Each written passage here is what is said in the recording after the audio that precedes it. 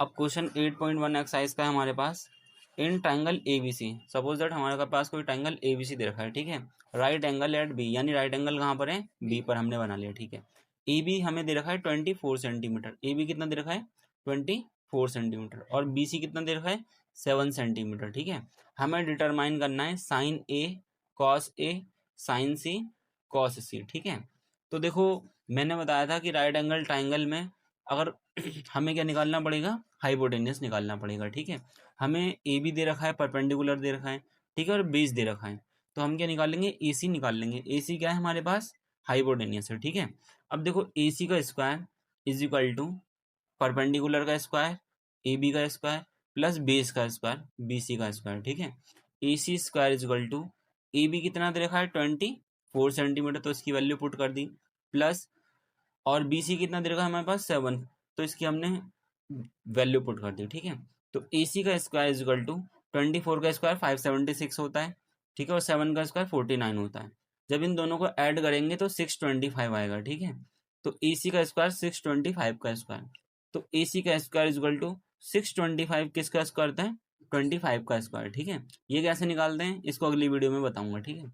चलो, तो ए सी की वैल्यू कितनी हो गई 25 सेंटीमीटर, कितनी सेंटीमीटर हो गई 25 सेंटीमीटर, ठीक है।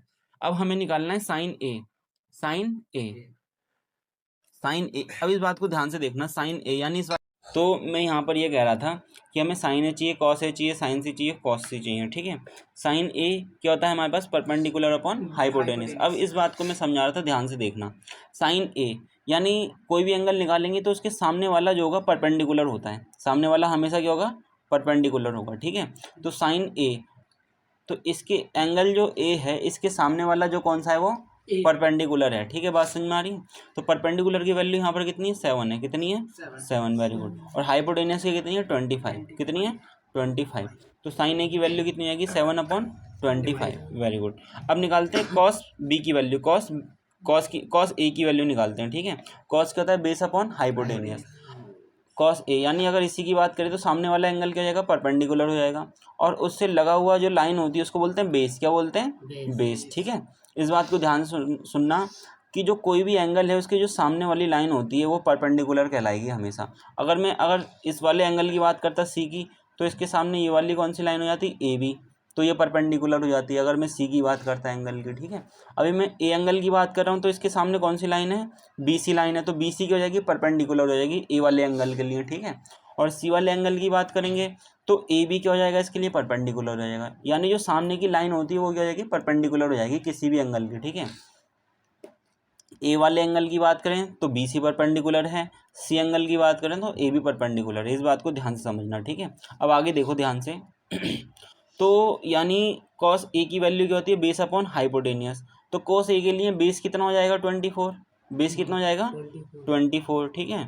और हाइपोटेनियस कितना है 25, तो कॉस ए की वैल्यू कितनी आ गई 24/25, ये वैल्यू आ गई, ठीक है, वेरी गुड। अब आगे देखो ध्यान से साइन सी की वैल्यू, साइन सी क्या होता है सी, अभी जो मैं बता रहा था, ठीक है। साइन क्या होता है परपेंडिकुलर अपॉन हाइपोटेनियस होता है, तो परपेंडिकुलर इसके लिए कितना हो जाएगा ए बी, समझ में आ रहा है। तो साइन सी के लिए परपेंडिकुलर कितना हो गया ए बी, और क्या होता है हाइपोटेनियस अपॉन में हाइपोटेनियस, हाइपोटेनियस कितनी है ए सी दे रखी है, ठीक है। तो ए बी की वैल्यू कितनी है हमारे पास 24, और ए सी की वैल्यू कितनी है 25। बात समझ में आ गई, ये हो गया। अब देखो कॉस सी की वैल्यू, कॉस की वैल्यू क्या होती है बेस अपॉन हाइपोटेनियस, क्या होती है बेस अपॉन हाइपोटेनियस।